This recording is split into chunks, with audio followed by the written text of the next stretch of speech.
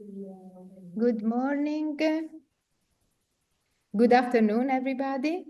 I'm going to leave another minute since people are logging in to the presentation, and I start sharing my screen.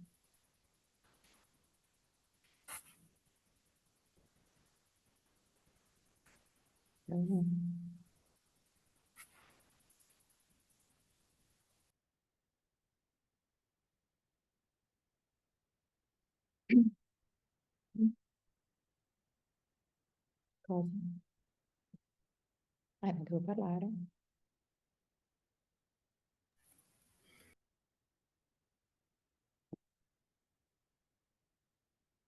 Okay, so we are ready to start. Welcome to the 5th webinar of the webinar series Coastal Resilience.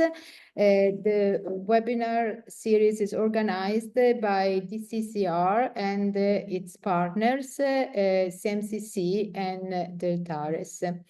This webinar is also the second webinar of the Co-Growth School, which is the first course of the DCC-CR Coastal Resilience School.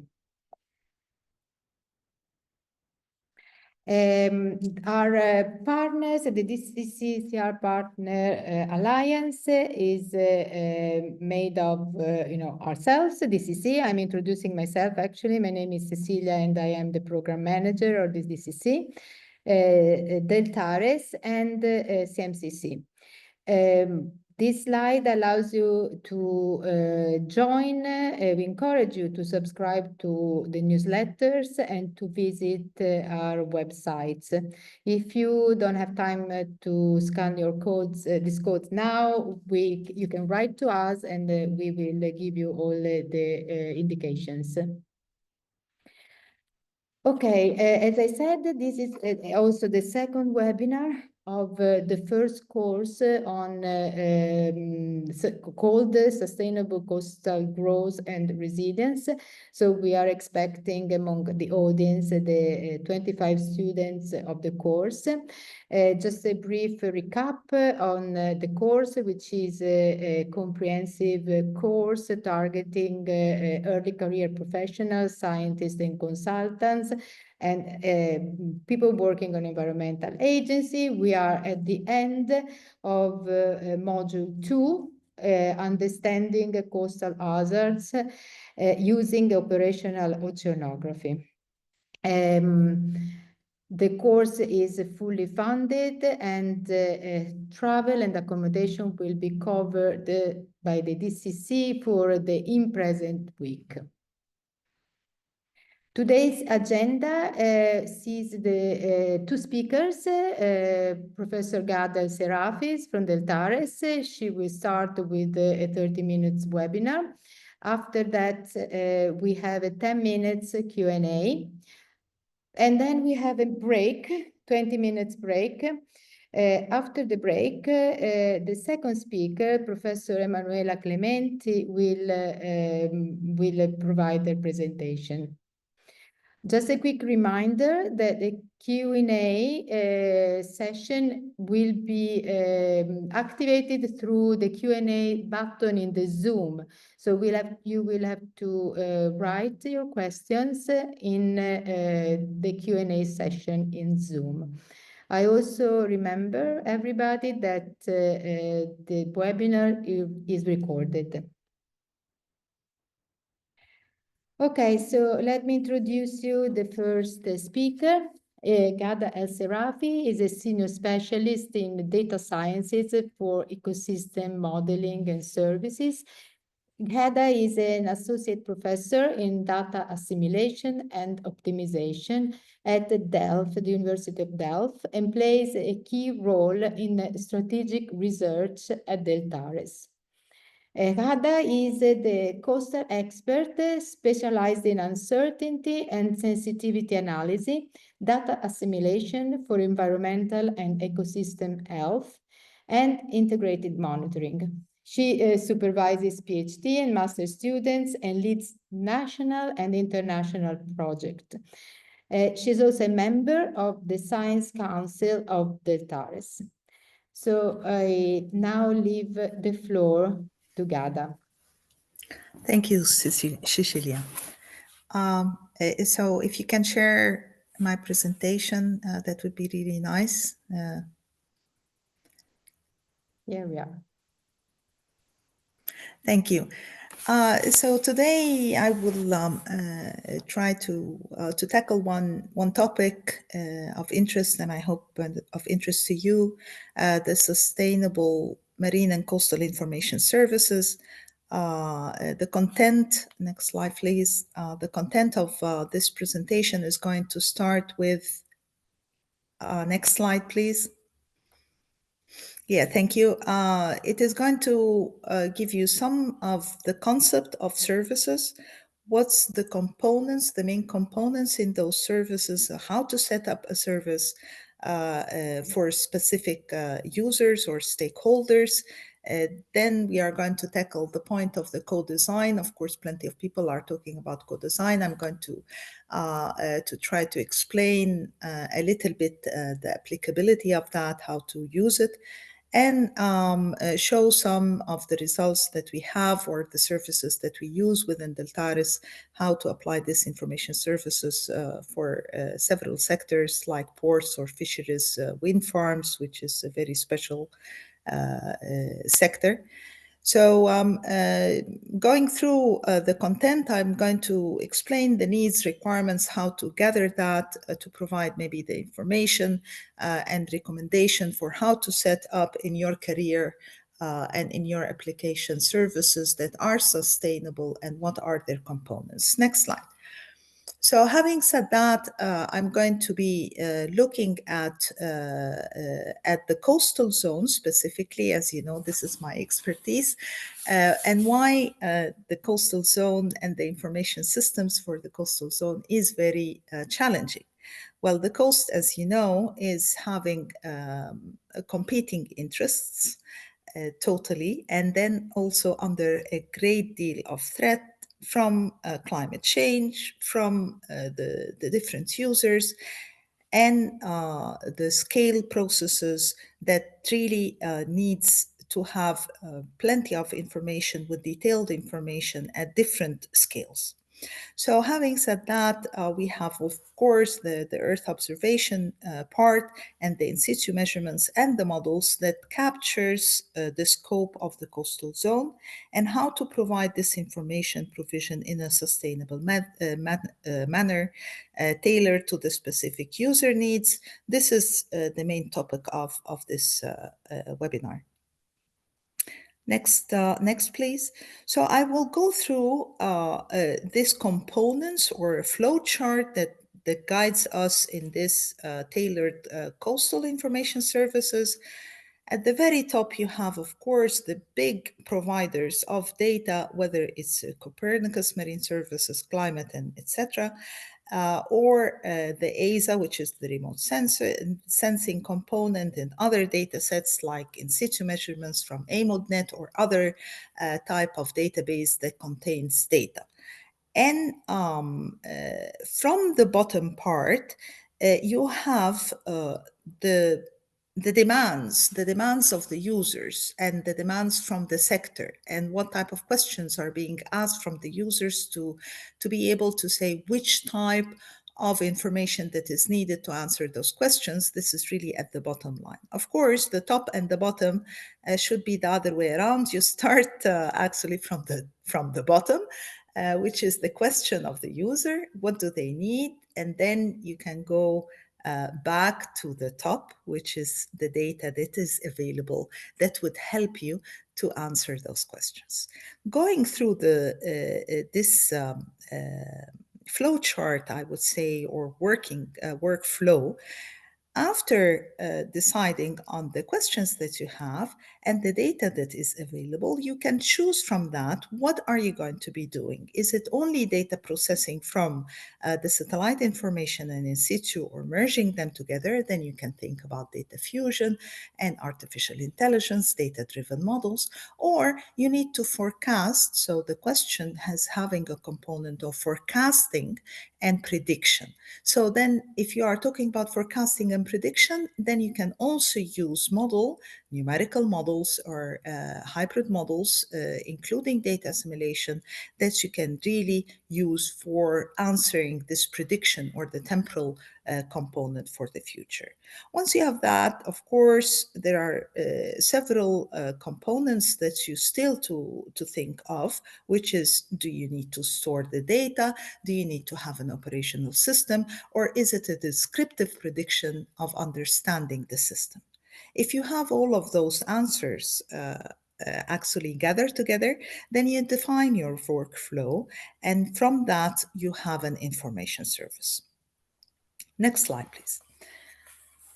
So this is just a setup of sustainable information services based on what I've just explained. Of course, there are components that are still missing, which is, are we going to be looking at uncertainties of our prediction? How are we going to validate this information services? Do we need to look at extreme events? Do we need to look at only visualization? So you really have to think of what is the output of this information service, and not from the scientific point of view or not from your own experience, but based on the user requirements. So this is very important that you keep in mind, that you have to think of who are the users, what do they want to see, how can I present my answers to the public. Next slide, please.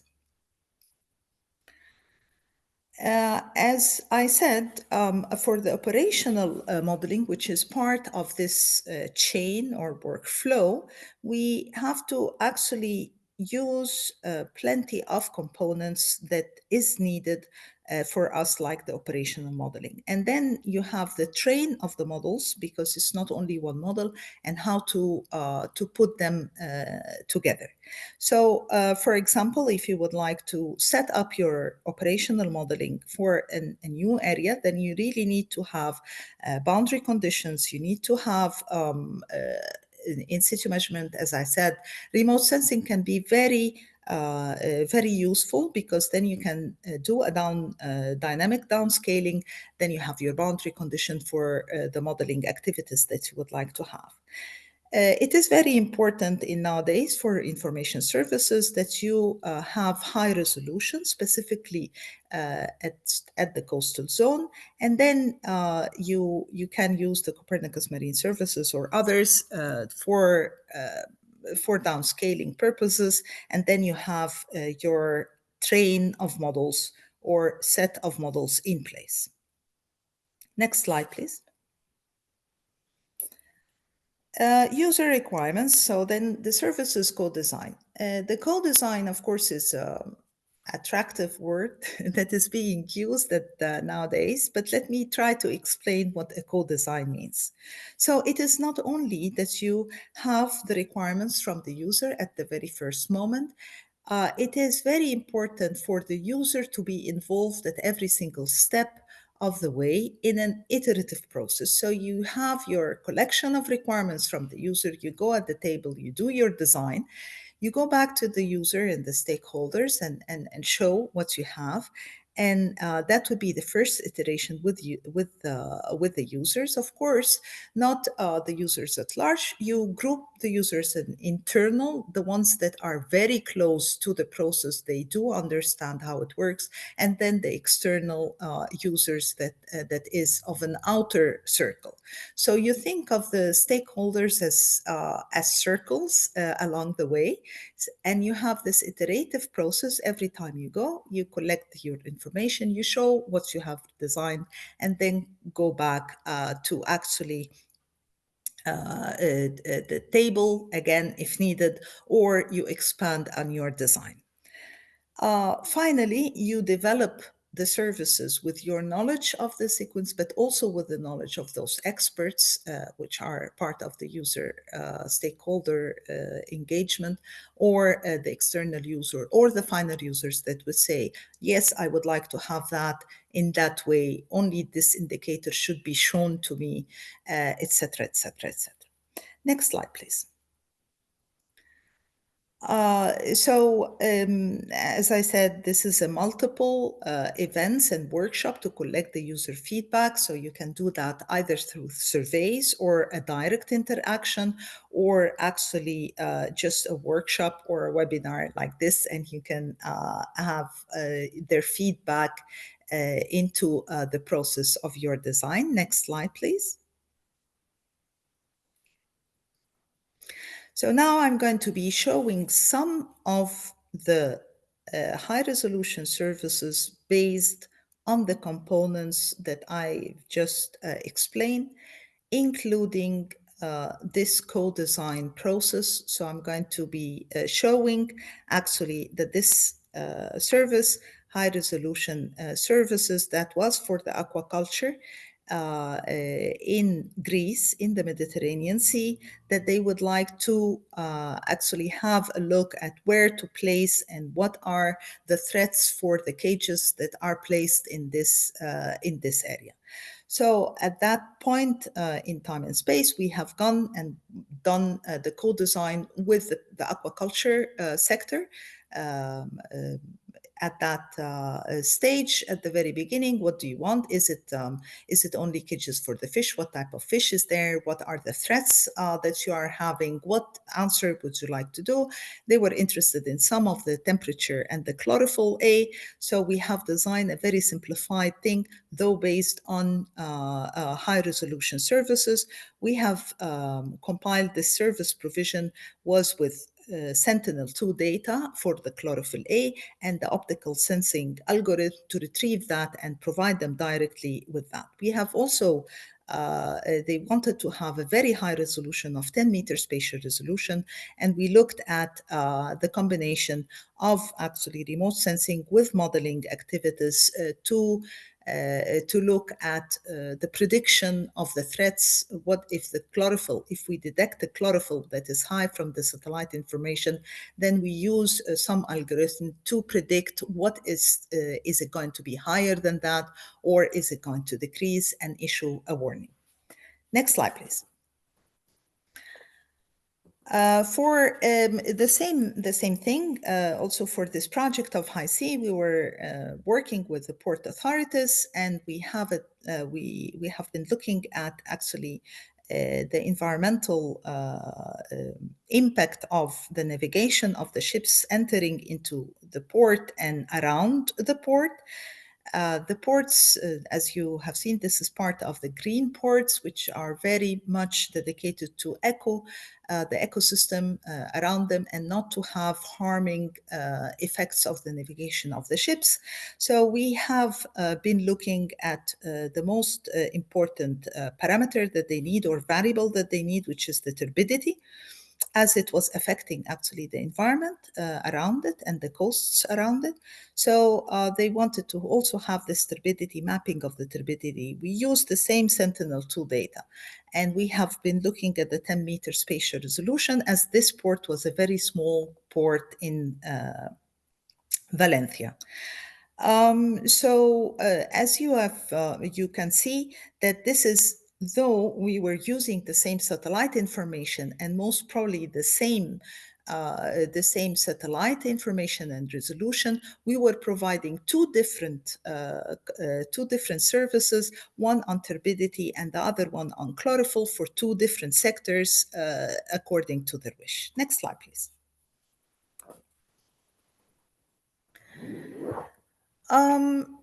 Machine learning and hybrid modeling, this is also one of the activities and the methodologies that is very much a trend. And it provides actually the best of two worlds. One which is the modeling, the numerical modeling, which is a very trusted model, and then the artificial intelligence. So that was for fisheries. And they have actually been looking at the Black Sea, which is a totally different behavior and a different system. And they wanted to have how can they provide information for the fisheries to be looking for where to fish, etc. I'm going to be showing some of them in more details, actually, in the couple of slides afterwards, and then to see the wide spectrum of services that is based actually on the same components as I've just mentioned. So this was based on the neural network. This is the methodology that we have been using. And we have combined the short-term chlorophyll A prediction and the nutrients, the dissolved oxygen, the sea surface temperature, all of those variables, we put them in the neural network to provide the information that is required for the fisheries. Next slide, please. Part of it was also the fronts. So they wanted to have the ocean fronts, the temperature, as I said, the temperature and the chlorophyll. We looked at the detection services contributing to a more efficient activity. So based on the front that is being provided here, that the fishers can go and do the fishing activities according to the type of fish to those fronts. So in that sense, it is providing efficiency for the fishermen based on satellite information and model activities. Next slide, please. This is a very, let me put it that way, a very efficient way of modeling and using the models, very high resolution models, the ones that are very computational, with a high computational burden, but we use it in a very effective way. We call it on-demand services. We do not have to run the model for always or for a long period, but we only run the model when an incident happened. So it is an on-demand response service. So that would be, for example, if we know that there is a chlorophyll or a jellyfish, for example, or a bacterial bloom. So we start with the sources, knowing the sources of the spread, or knowing from certain citizen science sightings, then we say that this is the source, this has been observed from this place, what is the possibility or the probability that this is going to hit the shore or to arrive to that place at that time. And from there, it is some kind of a response to the sighting. We calculate according to that, to the particle track. We use the particle track models to actually see whether or not it's going to hit the shore, whether or not it's going to arrive to a place that it should not arrive to, and also calculate some of the responses that we have to do as a remediation that it hits the shore. Can be also for like the oil spill, but we are using it for jellyfish concentration and also habitats or other type of species that we do not, or bacterial infection. Next slide, please. That would be for suitability of fishing areas, also for the fisheries. When we provided them with the fronts, they were very happy with the service. They came back for more, and they came for this provision of decision support tool, where is the possibility to find fish or fishing suitability index. And we have provided them as an extension of the service that I have just said before. Next slide, please. Of course, the biodiversity and nature conservation, this is one of the most important activities nowadays due to biodiversity loss.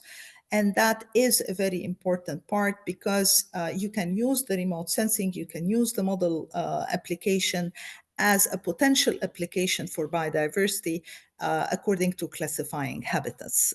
Those activities is based on the bathymetry, and in the next slide, you can see that this is the bathymetry changes that we have been providing them for the depth, because, you know, for the biodiversity or the habitat, you need the depth information. And if you provide them with the depth information, they directly know what type of habitat suitability in the Wadden Sea. This is the Wadden Sea in the Netherlands. And then they can take conservation actions. Next slide, please. Talking about conservation and framework and strategy framework, one of the most important things for actually the policy type of user, that they do not need a full type of variable suit that they would like to work with. I mean, if they do not need a temperature and salinity and all of that, they need an index, or they need an indicator that support their strategy. And in that sense, most of the time we are doing a lot of data analysis and a lot of analysis trends and capture maps or statistics based on statistical analysis to provide them with a map of an indicator, and around it some of the statistics of probability of increase or decrease. So this is one of the things that is also very much reflecting the type of user that you are dealing with, dictates on you which type or part of this service chain that I've shown at the very beginning that you should adopt to capture their needs. Next slide, please. Now we are talking about a local user so far for fisheries at a certain zone or a port, one port, which is really local. However, the same concept applies if you are talking about global processes. So for example, if you are talking about coastal erosion, then you can apply that for any part in the globe, and this is what I'm presenting here. So this is really something that we have been providing for a global coastal change processes, and this is the changes that we have. However, I have to make sure that you understand, to provide a global service, that means that you have to have a huge validation set that it is applicable everywhere, and you have validated your results in several types of coastal activities or coastal line types. So this is very important to keep in mind. You still can apply the same concept, but you have to have a validation set to be able to say something about the accuracy of your system. Next slide, please. So this is just an illustration of this global coastal change portal that we can provide. Next slide. Effect of climate change, of course, because of those changes that I've just said. This is the coastal line assessment, specifically in the Netherlands, since we are below sea level waters. So we are already prone to a huge threat from the sea level rise.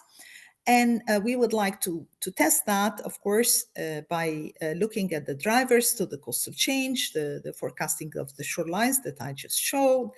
However, to have this prediction into time, you have to have a very thorough understanding of the uncertainty associated with this prediction, because you are predicting not of a couple of days, you are predicting of years.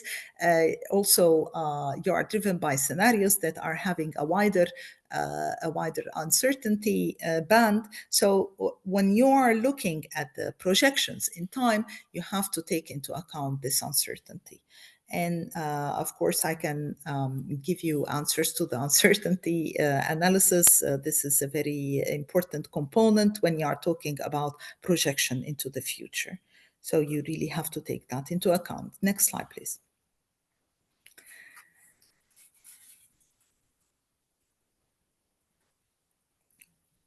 Okay. So as actually something that you really have to look when you are setting up an information services is how can you learn from the past to prevent the future.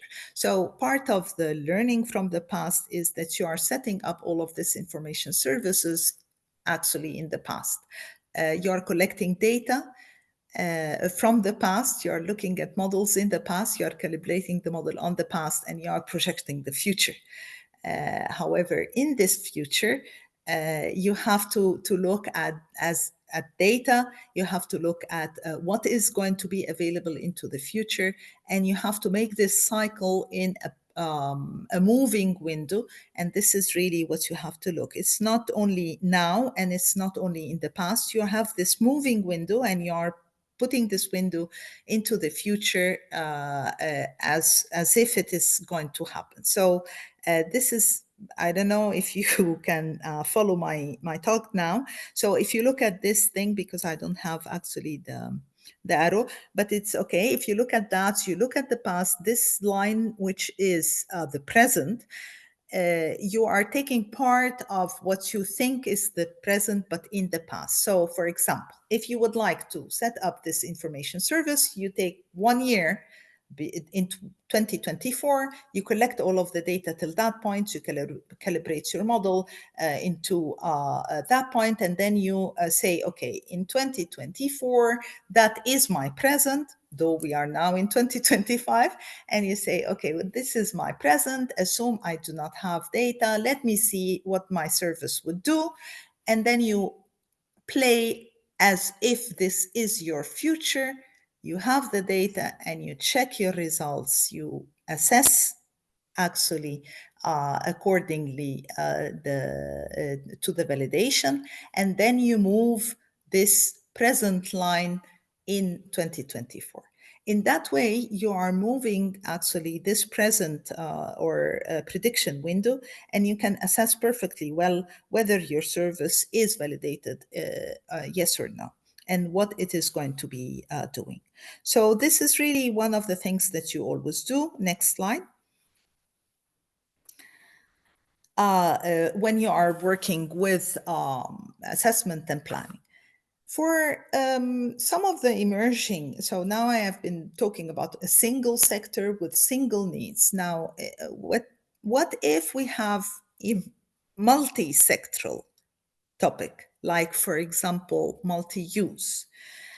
So for the multi-use at sea, this is a very important thing, because then you need to service not only one, but to service two sectors that might be having contradictory needs, and they can actually have to live with each other and have co-benefits from each other, and not a single one. Then you need to talk about the impact of one sector to the other sector, and you have to have an objective function, or you optimize their coexistence. Next slide, please. So to optimize actually this, we have developed an assessment and validation framework, which is really very much looking at several pillars: the technical pillar, the social economical pillar, the environmental one, the governance, the stakeholder engagement. And this is some kind of a framework that makes sure that you are looking at the two sectors or three sectors in a cohesive manner, and you are not benefiting one on top of the other, and you are looking at an optimization problem. Next slide, please. What we have also looked in this implementation and optimization of solutions, that we are not looking at one phase only. We are looking at pre-operational phase, we are looking at operational phase, and also post-operational phase, because there is decommissioning and impact on the environment. This is the only way that you can define this objective function or optimization technique. So you optimize in all possible phases that is included in the implementation of the solutions that you do provide. This is also a part, it's not really co-design, but it is co-implementation, which is part of the most important part of the process. Next slide, please. Maybe this is just a look forward on the digital twin of the ocean. It is based on the same theory that I've looked at the very beginning. However, this is much more wider, much more interoperable, and having a lot of activities. So this is really a thing that we are doing now with the digital twin of the ocean, to look at different focus applications, to have a suite of models, and to have this plug and play, let me put it that way, plug and play part to perform certain sustainable information services. This is just an illustrative of the applications at hand, whether it's some biodiversity or zero carbon or zero pollution. We are also looking with respect to what if scenarios.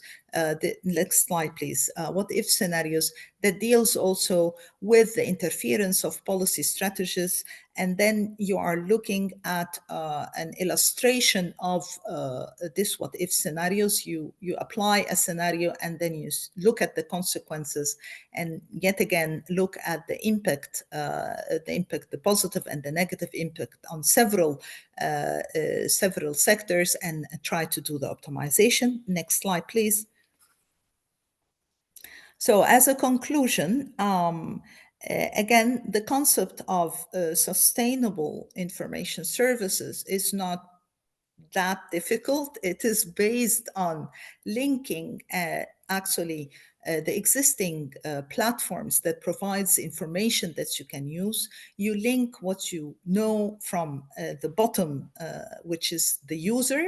Well, it should be on top, but it's okay. It is the user that drives your chain, and the design of your chain, service chain, that you put in place to answer one simple question or several questions, or you do an optimization technique. Only in that way you can provide sustainable marine information services. Thank you for your attention. Next slide. This is the thank you slide. Thank you. And if you please provide your questions in the Q&A, and if not, then I'm happy to actually give any answer through email. Thank you. Thank you, Ghada, for the very useful information. I actually have a question before everybody else, which is, do you have any of paper on the project you have shown available for public to read for? Yes, all of those examples that I've provided, they have been done in projects. I can provide the list. The projects are in EU projects, actually, European projects. So they do have sites, and all of that are listed on the sites. So I can do that. There is also a publication, an ongoing publication on this platform. So we have this HiC platform, and we are going to publish it soon. And I can definitely provide the link once it's published. Okay, so then we can share it. Of course. With the audience. Thank you. I leave it to Edwin, who's going to read you the question from the Q&A. Okay, thank you very much. Cecilia. Thank you, Professor Ghada, for your insightful presentation. First, we have a question from Susanta. She says, I'm Susanta from Sri Lanka. My question is, can we access high-resolution satellite images with spatial resolution of less than 10 meters, such as 3 meters or lower? Yeah. Okay. Very nice question, actually, because as I said, the 10-meter resolution, this is really to be accessed through ESA platforms and through several Copernicus Marine Services and others. So in that sense, the 10-meter from the Sentinel-2, you can access that. Lower than this, then you have to contact ESA. If you are doing a research project or for educational purposes, I think you are granted access to a lower resolution. I'm not really sure if it is a commercial project, would you have the same access, yes or no? But I would advise you to contact either ESA, which is the European Space Agency, or look in the Copernicus Marine Services.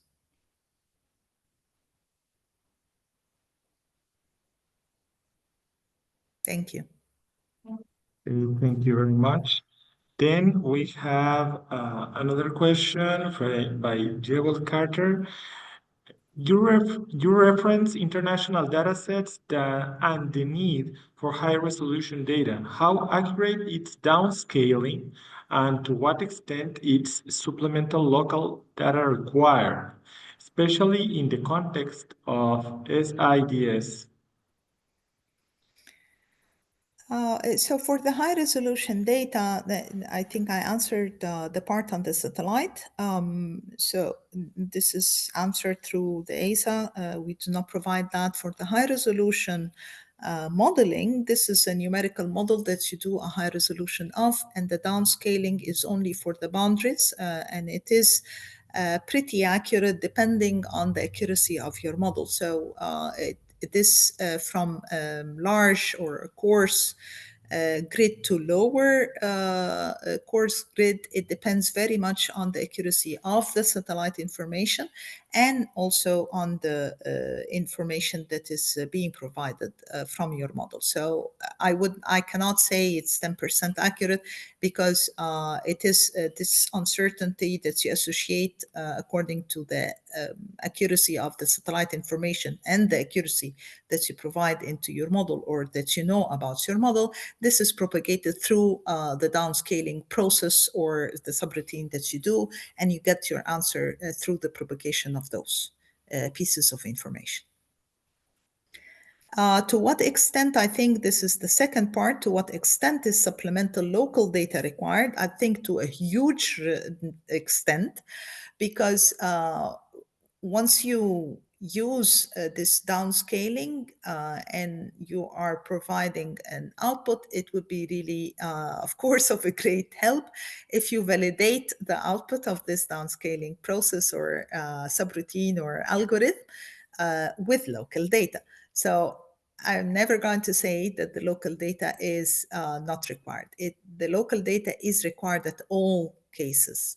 The only thing is that you reduce the amount of local data required by using supplementary information from the satellite and from your model.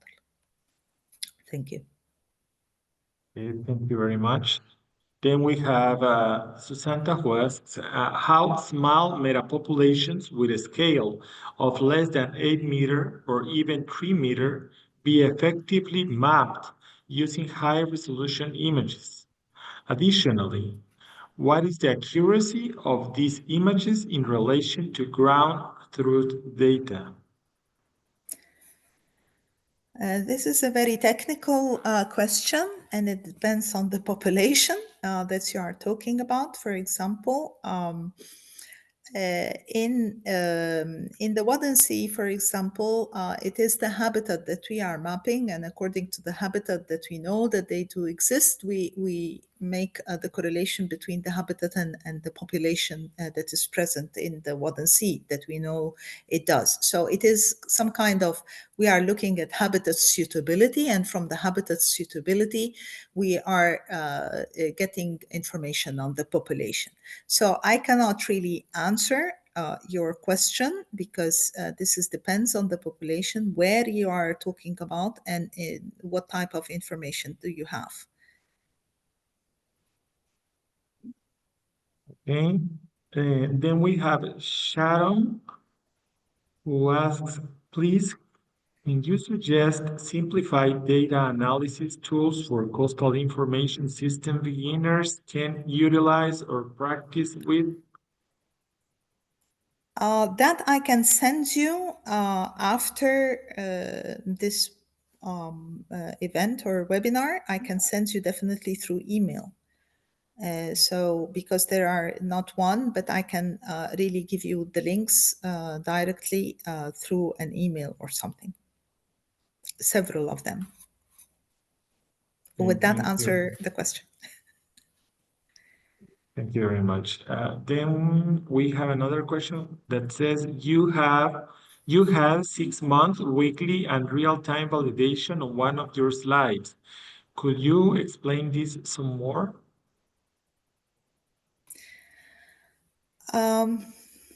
Okay, I really cannot remember which one of the slides that I have 6 month and weekly and real-time validation.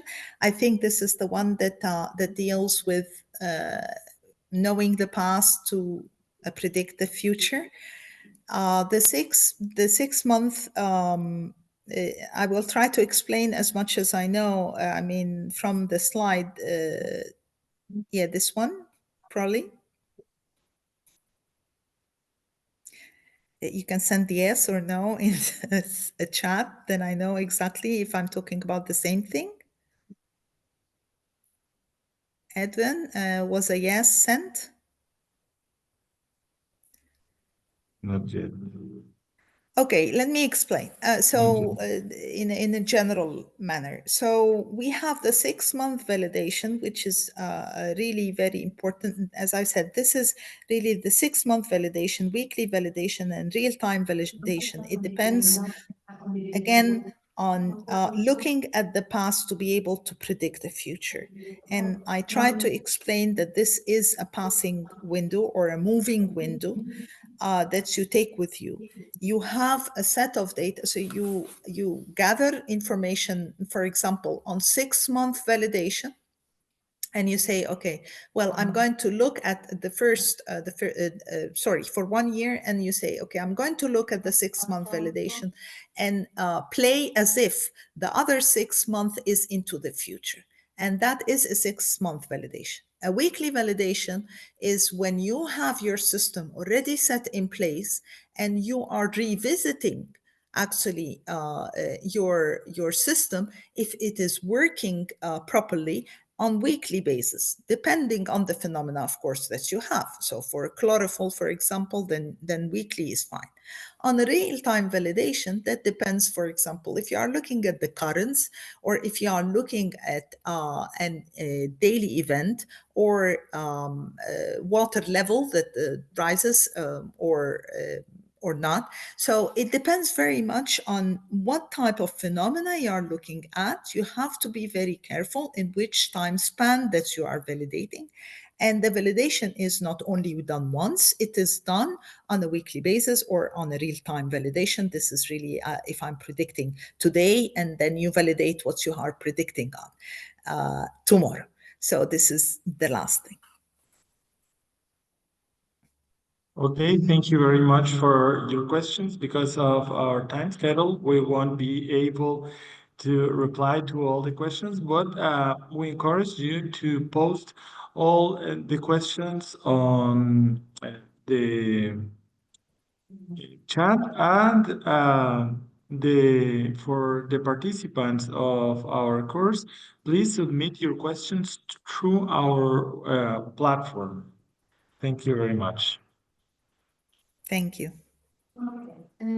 Okay, so I'm going to share my screen again.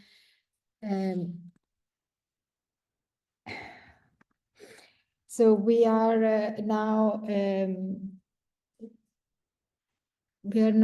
at the end of the first speaker. So we have a break. It's a 20-minute break. We are going to reconvene at 10 past 3 in European time. So for the presentation of the second speaker, Emanuela Clementi's presentation. Thank you very much, and we'll keep being online until then. See you in a while. Bye-bye. Thank you, Ghada. Thank you. Bye.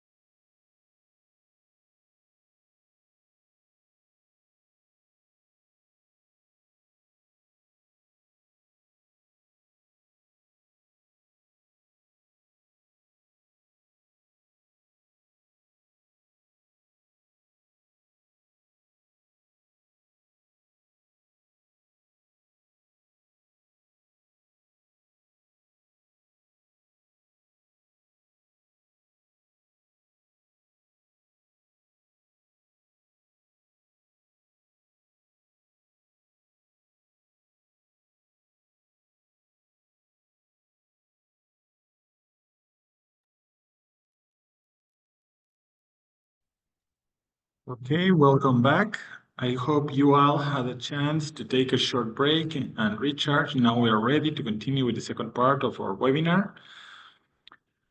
My name is, for those who don't know me, my name is Edwin Espina, and I'm a fellowship researcher at the DCC at the University of Bologna, and I'm very happy to host the second part of our webinar today. Some ground rules. Our second speaker will present her insights, and then we will follow with a Q&A section. Please feel free to submit your questions in the Q&A section, and we will address as many as possible. And finally, please note that this webinar is being recorded, and it will be made available for educational and promotional purposes. By participating, you consent to this recording. Now, it is my pleasure to introduce you to our next speaker, Emanuela Clementi. Emanuela is an environmental engineer with a PhD in hydraulic and maritime engineering. She has over a decade of experience in operational numerical forecasting, and she specializes in the Mediterranean Sea dynamics and wave current interactions. Currently, she leads the Copernicus Mediterranean Monitoring and Forecasting Center, overseeing the development of a coupled wave current modeling system. We are honored to have her today to share her expertise, and please remember to submit your questions in the Q&A section, as we will address them at the end of her presentation. Now, without any further ado, Emanuela, the floor is yours. Thank you, Edwin. So I'm going to share my screen.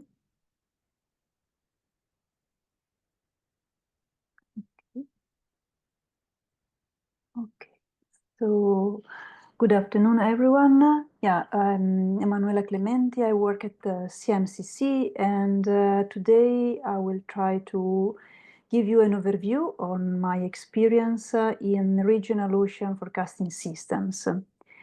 I will start with a short introduction on sort of an historical overview of the ocean prediction, and then I will go through the main pillars of ocean forecasting, which are the ocean observing systems, the numerical models, so how we usually set up ocean models for forecasting purposes.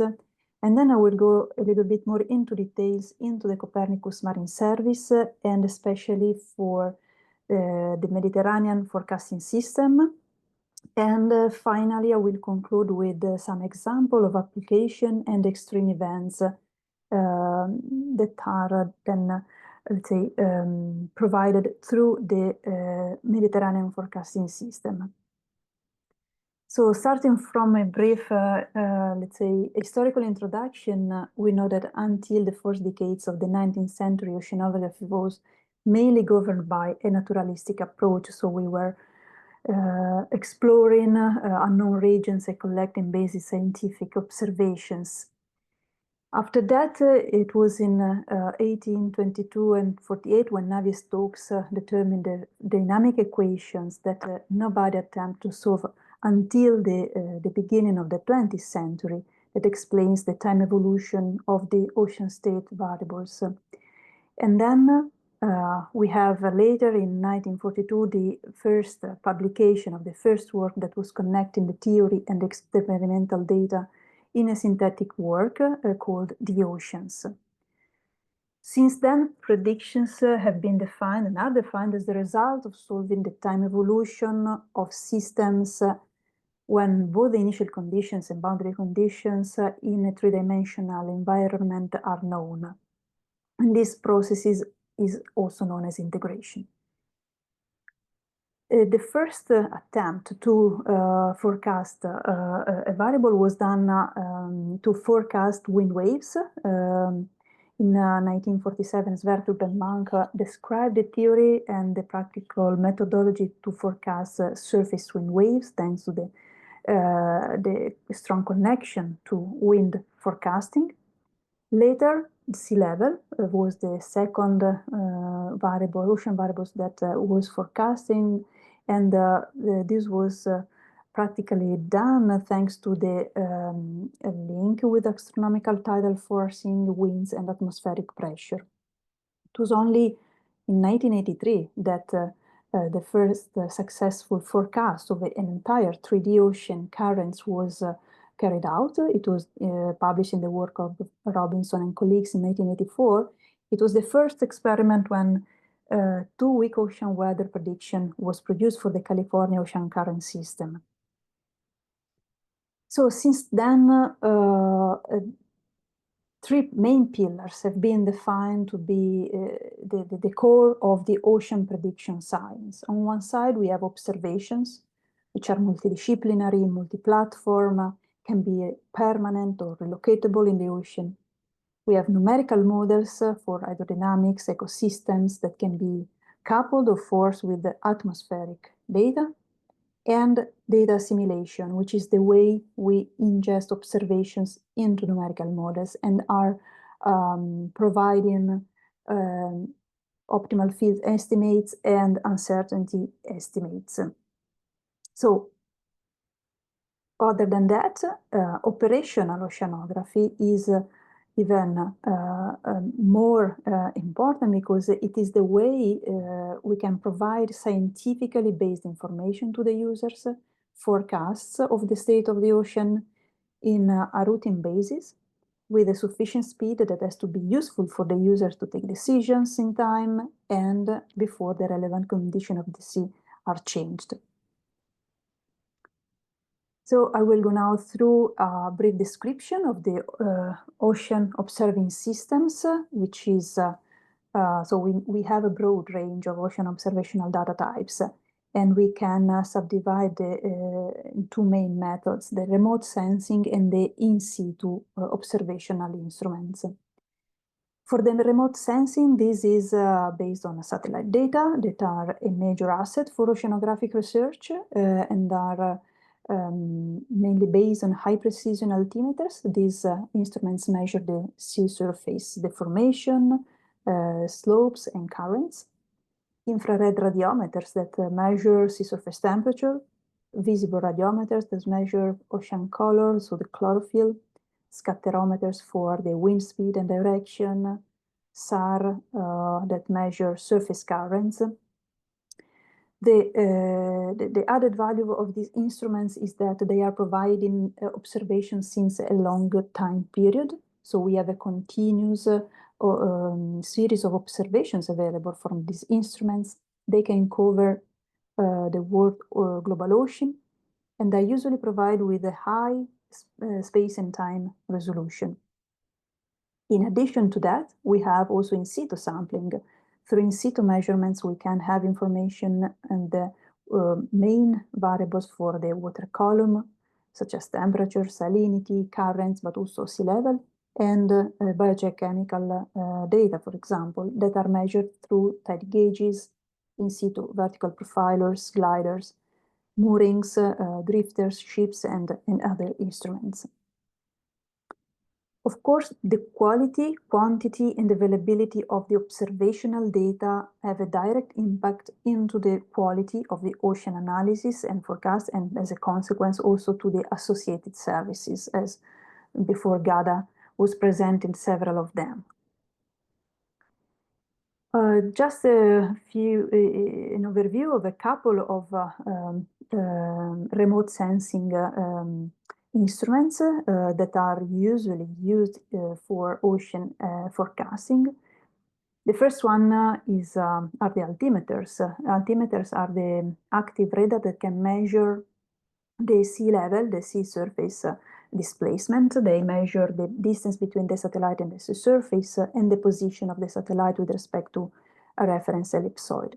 They usually have a high precision of few centimeters for long distances. And we are collecting this type of observations since the beginning of the 1990s. So we have several decades of observations that have been preserved thanks to the launch of several missions. And thanks to that, for example, we have the possibility to monitor the sea level trend since the beginning of the 1990s. This is a picture from the NOAA website. And as you can see here, it's clearly depicted the continuous increase in time of the sea level, which is mainly due to the added water from melting ice sheets and glaciers, and to the expansion of seawater due to the fact that the ocean water is also warming in time.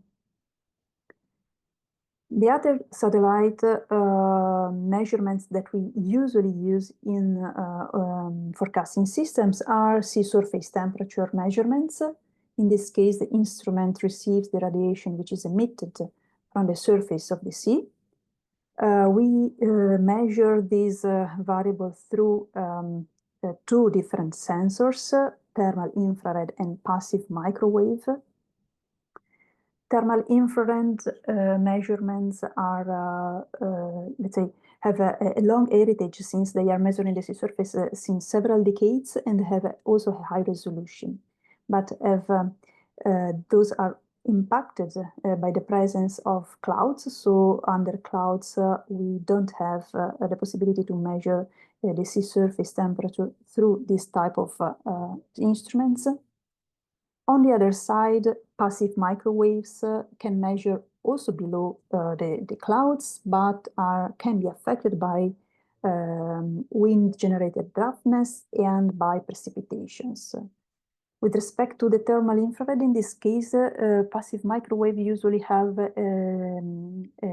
lower accuracy, and the resolution is even lower than with respect to the thermal infrared measurements.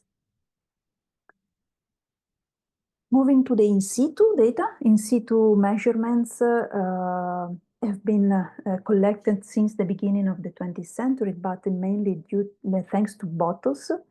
And since the 1950, as you can see, in the ocean, we had only few observations. Starting from this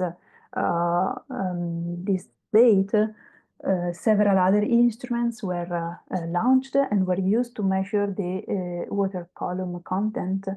And after 2004, thanks to the launch of Argo vertical profilers, and gliders as well, it was possible to largely increase the number of observations that we can have in the ocean. And now, this is on the right, a picture from the situation in January this year. This is how now the actual in situ observing systems are distributed along in the world ocean, and especially you can notice how several regions are still undersampled, while there is a larger coverage of measurements in other regions of the ocean. I will move now to the second component that I was mentioning at the beginning, which are the numerical ocean models, which are the core of our forecasting systems. So usually for ocean hydrodynamic models, we use to integrate the primitive equations. We usually use Boussinesq, hydrostatic, and incompressible approximations. Those are usually the way numerical ocean models at mesoscale resolution are standardized for ocean forecasting. All these 7 equations in 7 unknowns that you see here are the basis of our numerical models. Integration in time and space are the core of our numerical models, and all these equations are, as you can see, strictly interrelated, but there is a strong relationship with the atmosphere. So we need to specify carefully the atmospheric boundary conditions, since there is a continuous exchange of mass, temperature, and momentum with the atmosphere. So this is one of the critical part in setting up an ocean forecasting model. The other critical part is related to the discretization, the spatial discretization, to define which is the best way to discretize our model, our domain. we can use regular grid, which is a series of equally spaced lines, and or irregular grids, which instead is composed by a series of usually triangular grids that can vary in size. Usually we have lower resolution in open sea and higher resolution in coastal areas or in areas where we need to have an increased resolution. Vertical discretization is also fundamental to be defined when we implement a forecasting system. First of all, because the ocean surface is time dependent, and because the ocean floor is also depending on the geographical positions from 0 to several kilometers. So there are several, for example, vertical discretization that can be chosen: Z coordinate, S, sigma, hybrid, and nonlinear free surface, for example. Another critical aspect when you have to implement an ocean forecasting system is to define the initial condition for your model. These initial conditions are the starting values of the variables that you want to predict. Here I listed several examples. Climatologies can be initial condition from your system. This consists of an average in time for a long period, usually at least seasons or better for years, mean of the essential ocean variables. Usually temperature and salinity, climatological data are used to initialize our system, but in this case we need to define a spin-up period, a period in which velocity fields needs to balance with the density field. Observational data can also use as initial condition. This is usually an approach that is taken for a relocatable system mostly, because it's quite difficult to use observations directly since they are irregularly spaced, and it is difficult to define a gridded data set for initialize a model run. The other possibility is to initialize our model thanks to a previous model run, usually from a coarser grid model. In this case, you need to perform interpolation in space. For regional forecasting systems, as the one that I'm going to show you in a few slides, an important condition are the lateral boundary conditions, an important, a key aspect. We can have closed boundary conditions. We can decide not to have water flowing across the boundary. In this case, free slip or no slip condition can be chosen according to the needs of your system. Open boundaries instead allows the waves and all the disturbances that originates within the model domain to leave it without affecting the interior solution. And in this case, several methods can be applied, such as nesting, specific boundary conditions specified, so the values are specified directly at the boundary, or radiative or sponge boundaries, for example. Another possibility is to define periodic or cyclic boundary condition. In this case, we usually use this type of boundary condition for channel flows. So we have seen that we have in situ observations can measure the water column, but are sparse in space. They cover only a part of the ocean. And satellite observations, which on the other side can measure a larger domain, but are limited to the surface. Then when we build our forecasting system, we make use of numerical models that can provide the time evolution of the three-dimensional properties of the ocean. So they can cover the entire ocean domain, but of course at a defined resolution. Observations can be assimilated into our model to correct the initial conditions for the for the forecast. So when we have correction to the initial condition, we have analysis fields that are the best initial condition for our model predictions. Then when we provide this information through a routine approach and fully supported production and delivery of the data, we perform operational numerical modeling systems.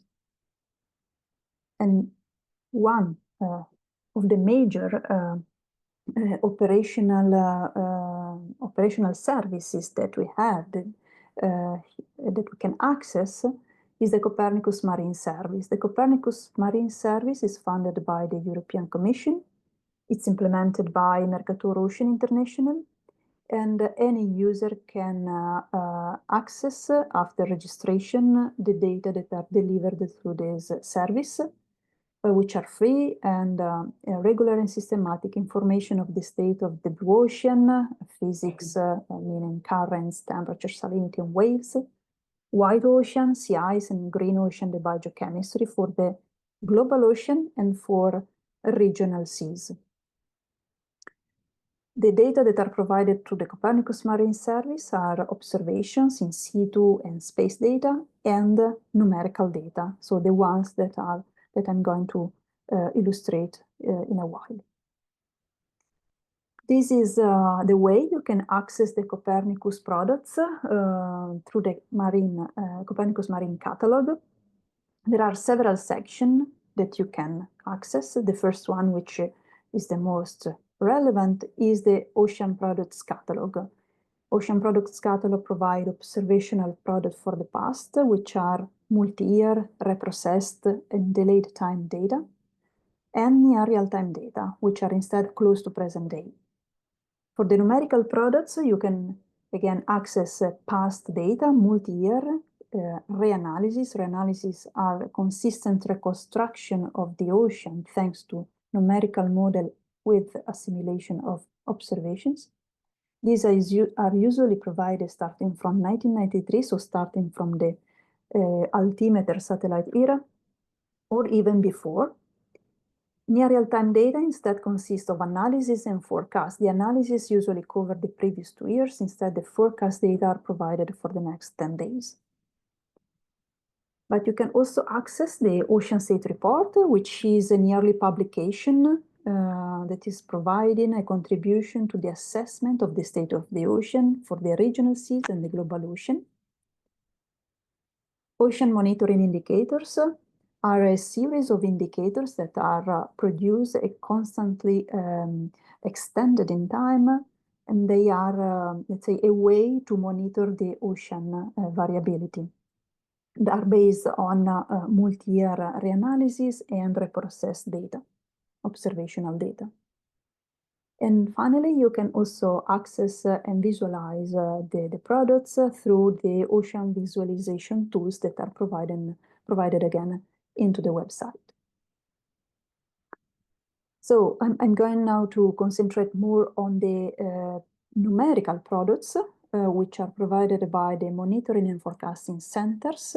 7 monitoring and forecasting centers have been established within the Copernicus Marine Service, 1 for the global ocean and 6 regional seas. And I will concentrate on the Mediterranean Sea.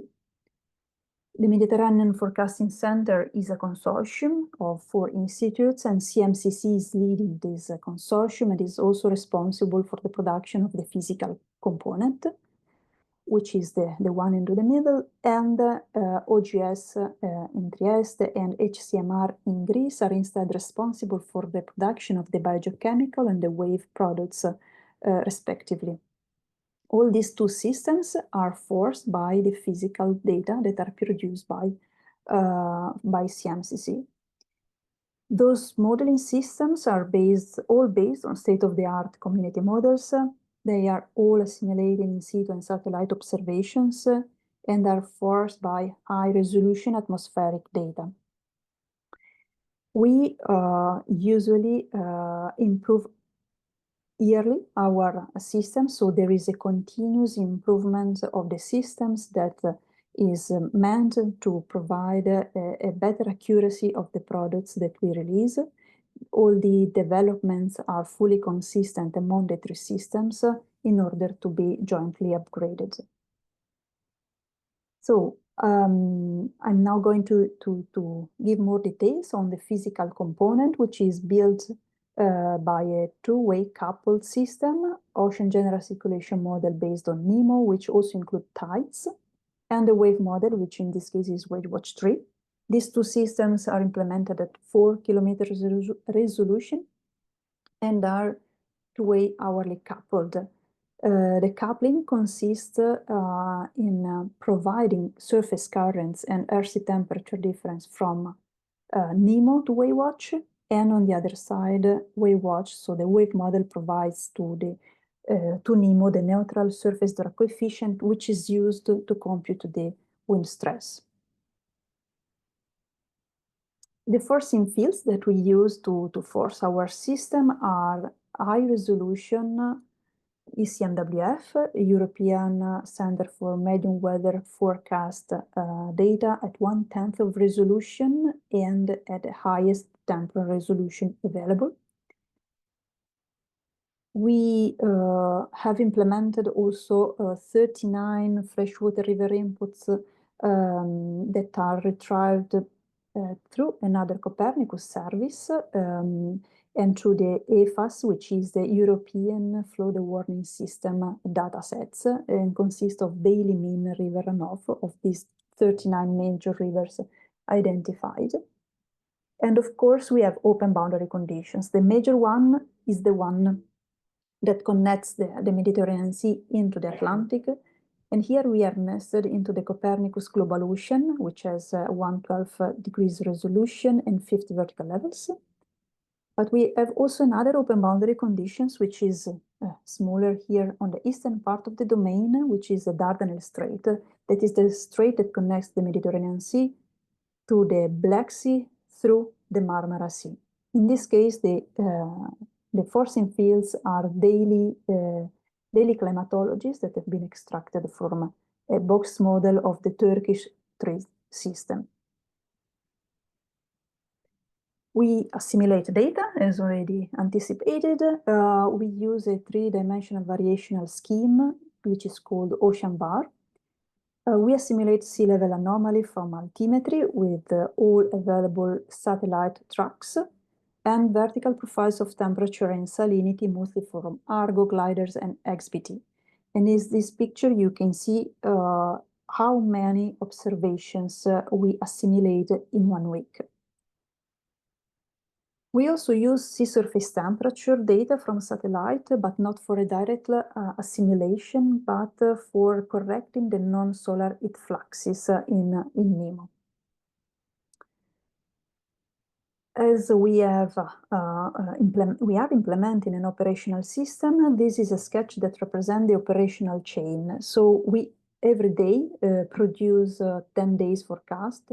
So 10 days forecast are forced by atmospheric forecasting data from ECMWF. Each day we initialize our forecast through a simulation that is forced with analysis atmospheric data. And once a week, this simulation is reinitialized through a 2 weeks analysis run. So during these 2 weeks, we assimilate all the available observations that provides the best initial condition, and usually this is done on Tuesday. A big effort is done in order to validate our model, so to provide a description of the quality of the data that we release. We perform this operationally, meaning that every week we provide an extension of the validation of the previous week analysis. And in this case, you see a time series of the root mean square difference for the sea level anomaly.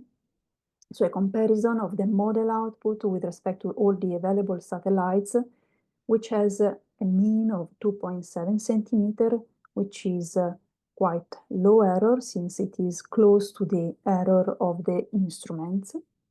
All this validation is published on our website, which is medfs.cmcc.it, where we also publish the validation of the temperature in depth. Here you see of Molar plot of depth versus time of the root mean square error for temperature, which is model temperature, which is compared with Argo gliders and XBTs. As you can clearly notice, the largest error are concentrated at a depth between 20 to 60 meters, and in the seasons at the end of summer and in autumn period, when we have in this area where the thermocline is placed. And this is quite common for forecasting systems to correctly predict the strong variation in depth of the temperature, the strong gradient in temperature that is formed during the stratified season. As you can see from this plot here, for example, this is a transect in the Northern Adriatic Sea that shows how the temperature is well mixed during the winter period and instead is strongly stratified during the autumn period, and this huge gradient of temperature in depth is critical to be simulated by models. So that's why you see here these larger errors. Similarly, for salinity, you can notice a larger error in the surface and subsurface with, again, these seasonal variability of the error with larger values in autumn period. Again, this is published on our medfs.cmcc website. Another validation that we perform is published on the Copernicus Marine website and the product quality dashboard. It provides not only the validation of the analysis, but also validation of the forecasts. In this picture, for example, you can see for temperature, the temperature values from the observations in green and from the model in blue. The dashed area here represent the number of observations. In the middle panel, you see the bias and the error. The bias is depicted here in green and the error in blue. You see that we have the analysis error and bias, which are usually lower with respect to the forecast error, which is usually slightly larger with respect to the analysis. And also the correlation coefficient, which again shows how the model correlates with the observations. I'm showing here a similar plot for the model salinity. In this case, is between 0 to 10 meters. Again, you can see how the model fits with the observations. And this, again, is published on the Copernicus Marine website. I would like now to move to applications. So how we can use our data in order to analyze specific events and extreme events in particular. And this is one of the applications that I wanted to show you. It is related to the Medicaid Llanos. So Medicains are Mediterranean tropical-like cyclones. This one is was a huge Medicaid, the strongest storms recorded since 1969. And it was impacting the Ionian Sea in Greece between 14 and 20 of September 2020 with very high wind speed up to 110 kilometers per hour, huge rain and flooding that caused damages and also deaths.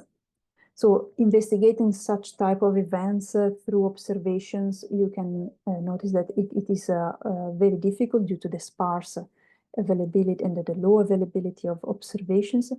While with the modeling data, you can analyze these events through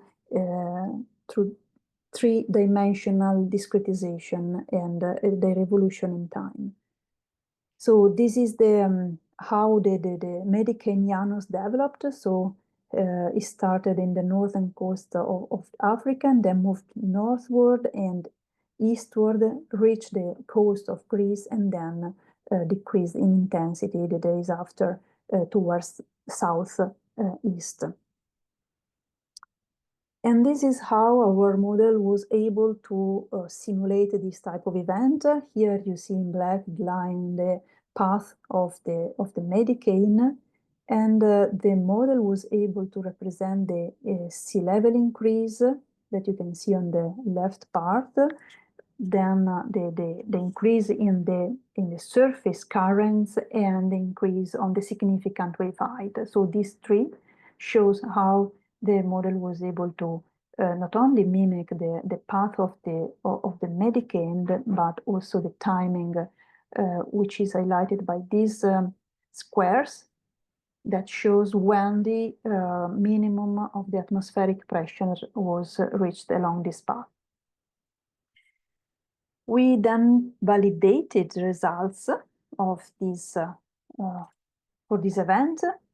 First of all, we evaluated the sea level, since we had the possibility to compare the sea level from the model to a tide gauge, which is located in the coastal areas of Greece here, Ghada column. And this is a time series from the model in blue and from observation in black. And at the peak of the event, so when the storm reached the coast, we had an underestimation of about 4 centimeters from the model sea level. Then we wanted to also check how our model was able to provide reliable boundary conditions to a high resolution model, which was implemented here in this red box domain. It was based on a Scheiffen model and a structured grid model. And here you see in red the line, the curve that was representing the sea level simulated by the high resolution model, which was able to eliminate the underestimation of the larger grid model. We also validated the significant wave height, in this case using satellite data. Here in this plot you see 3 different tracks of 3 different satellites in 3 different times during the passage of the Medicane in the area. The colored area represents the model, and the circles here instead represent the values of the satellite. And in the bottom plot, you can clearly see how the model, which is in black, fits very well with the observations. So very high correlation between model and observation during the event. And thanks to the sea surface temperature satellite observation, we were able also to measure the decrease in temperature in the area where the Medicane passed. So this in the top is the model temperature difference between the final and the initial time of the Medicane and the satellite on the bottom. So the general pattern between the two is quite similar, and the decrease of about 3.5 degrees was captured by the model. Of course, it's clear that the satellite was not able to correctly provide information along the path of the Medicane due to the presence of clouds. This is why this area is quite smoothed. Another extreme event, which was forecasted by our Mediterranean forecasting systems, is represented by marine heat waves. This is a work that was published by a colleague, Ronan McAdam, in 2024. You see an example here for 2 different areas in the Mediterranean Sea, Ligurian Sea and Gulf of Taranto. The red line represents here the sea surface temperature climatology. The dashed red line is this extreme, so is the maximum threshold for marine heat waves, 90th percentile of sea surface temperature. The gray line instead represents the sea surface temperature measured, and the blue instead represents the Mediterranean forecasting data that you can see. It's quite well representing the evolution of the sea surface temperature and the definition of the marine heat waves, which are this area represented by these orange areas. We also use our Mediterranean forecasting system to provide forecast for extreme events of storm surge, or as in this case for Venice Acqua Alta, which is extreme events occurring in the northern Adriatic Sea. In this case, it was a prediction that we did for November 22 Acqua Alta event. So we were around 19 of November when we forecasted a sea level increase up to 161 centimeter that was then recorded by observation to be 162. So only 1 centimeter underestimation of this extreme event.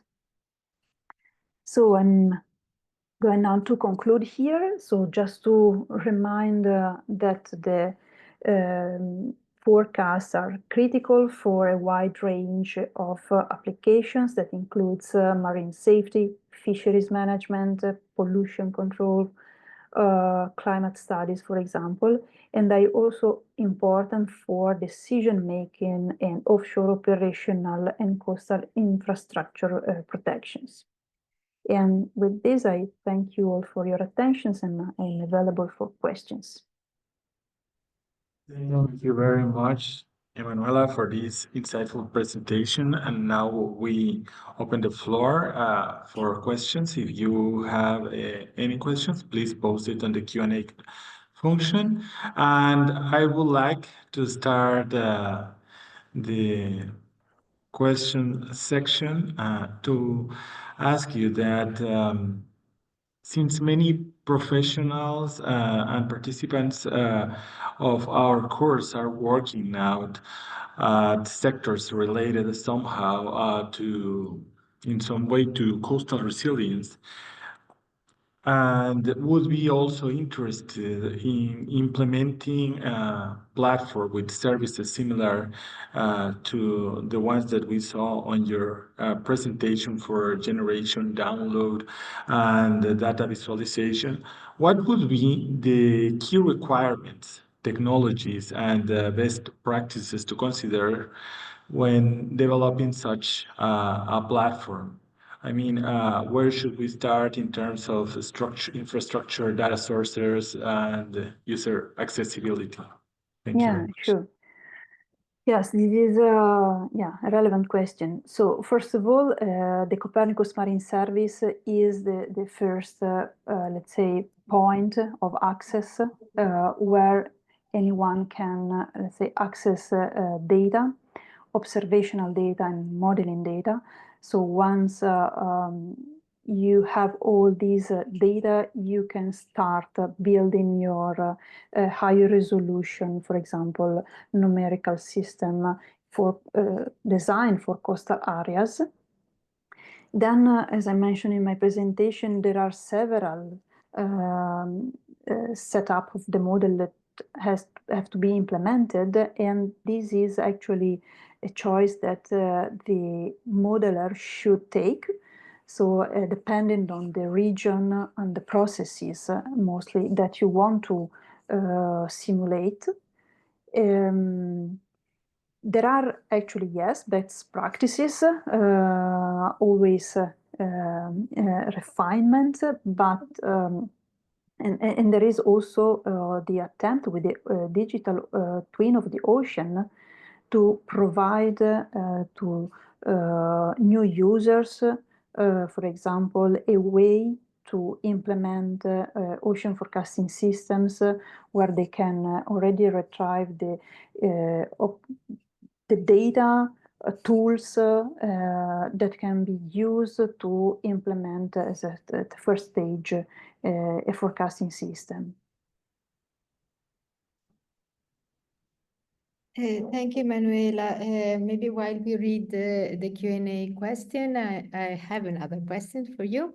In the last slide, you listed several sectors or stakeholders that would benefit from the modeling you provide. I did not see, or maybe I misread, the insurance sector and insurance companies. I wonder if I would imagine that your model could be used by the insurance sector that need to decide if providing insurance for a specific area based on the level of risk. So I'm wondering if you have started some sort of conversation with that sector, or if it's not up to you. I mean, who else at CMCC does that? Thank you. Thank you for the question. Yes, actually not directly, but of course the product that we release are useful for this kind of sector. Maybe not directly forecast, but for sure the reanalysis and the reprocessed data, so the long time series that represent the state of the ocean in the past decades. This is a way to define area that are most subject to risks, for example, flooding and so on. And yeah, for sure, thanks to this data, the user and insurance, for example, in the insurance sector, they can retrieve useful information to define which are the areas and which are the limits of, for example, sea level or temperature, whatever. Thanks to this long time series of reconstruction of the state of the ocean. Then the forecast will be also useful in order to, let's say, protect and mitigate the extreme events. Thank you. Thank you very much. Then we have Taina, who asks, in case of lack of observational in situ data, how can we compensate the range of error in the numerical models projections?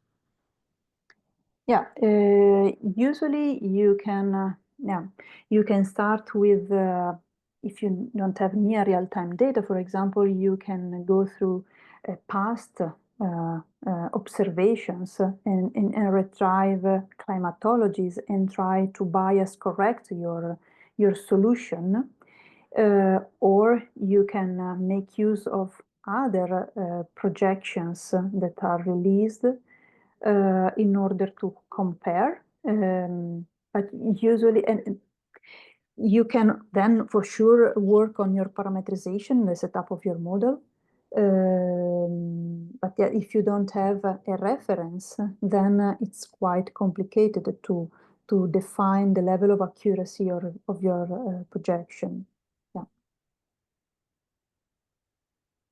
Okay, thank you very much. Then we have Isa, who asks, how can these imageries be processed? Kindly provide necessary links. Processed, okay, so I showed some images that are already provided through the website that I mentioned in my presentation. Usually, so the one that we provided through our MedFS CMCC website are made through Python scripts. Those are operational tools that every week perform a validation of the model with respect to available observations. Instead, the one that I provided in the for the Copernicus from the Copernicus Marine Dashboard, you can directly retrieve from the website. You can play with the variables, the data set you want to use for validation. So it's quite easy. There are the links in my presentation in case it's useful. I can provide directly the links. Yeah, it's mostly that. Yes, thank you. Then maybe we can let the audience know that, as we said earlier, you can write to us, to the DCC, address and difa.dcc-cr@unibo.it, and we can provide you the information, the links, we can help you find the links that you're looking for the last question and so forth.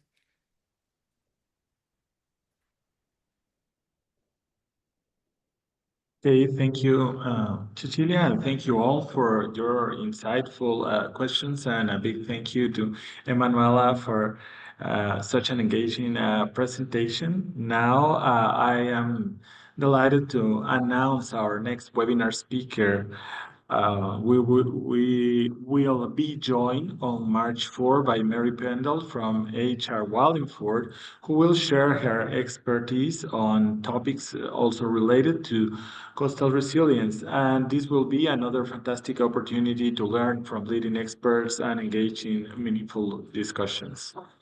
With this, we end our webinar for today, and stay tuned for more details, and don't forget to mark your calendars. Have a nice day. Bye-bye. Goodbye.